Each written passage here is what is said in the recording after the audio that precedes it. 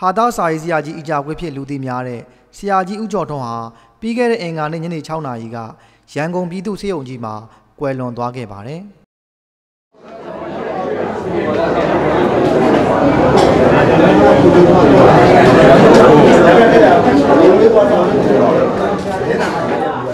ဆရာကြီးအကြကွေးဟာ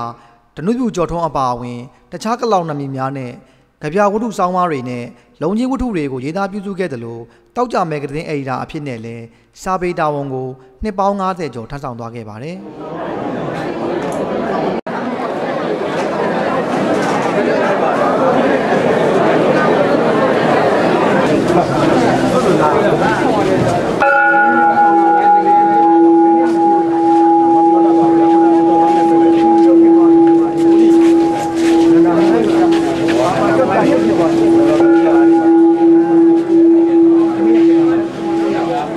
ကွယ်လွန်သွားချိန်မှာအသက်82နှစ်ရှိဖြစ်တဲ့ဆရာကြီးအကြကွေးဟာအိမ်တော်မပြူပဲလူပြိုကြီးဘဝနဲ့နေထိုင်ခဲ့ပြီးတောင်အောင်ကလာပါ12ရပ်ကွက်မှာရှိတဲ့သူ့ရဲ့နေအိမ်ကိုလည်းမကွယ်လွန်မီကတည်းကလှူဒန်းသွားခဲ့ပါတယ်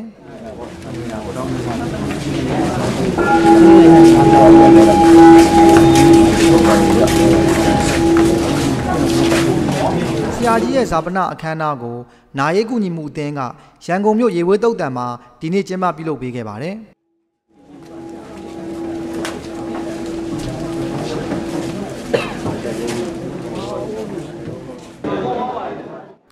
ဆရာကြီးရဲ့ဇာပနအခမ်းအနားကိုစာပေအတိုင်းဝိုင်းကစာရေးဆရာတွေနဲ့ဆရာကြီးကိုချစ်ခင်ကြည်ညိုလေးစားသူတွေလိုက်ပါပို့ဆောင်ခဲ့ကြကြောင်းပါခင်ဗျာ။